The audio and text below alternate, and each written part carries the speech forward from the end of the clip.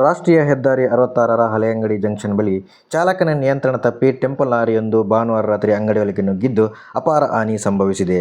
ಉಡುಪಿ ಕಡೆಯಿಂದ ಮಂಗಳೂರು ಕಡೆಗೆ ಹೋಗುತ್ತಿದ್ದ ಟೆಂಪೋ ಲಾರಿ ಹಳೆಯಂಗಡಿ ಜಂಕ್ಷನ್ ಬಳಿ ಚಾಲಕನ ನಿಯಂತ್ರಣ ತಪ್ಪಿ ಸೀದಾ ಬಲಬದಿಗೆ ಚಲಿಸಿ ಮಂಗಳೂರಿನಿಂದ ಉಡುಪಿ ಕಡೆಯ ಹೆದ್ದಾರಿ ರಸ್ತೆ ದಾಟಿ ರಿಕ್ಷಾ ನಿಲ್ದಾಣ ಹಾನಿಗೊಳಿಸಿ ಸೆಲೂನ್ ಹಾಗೂ ಜ್ಯುವೆಲರಿ ಅಂಗಡಿಗೆ ನುಗ್ಗಿದೆ.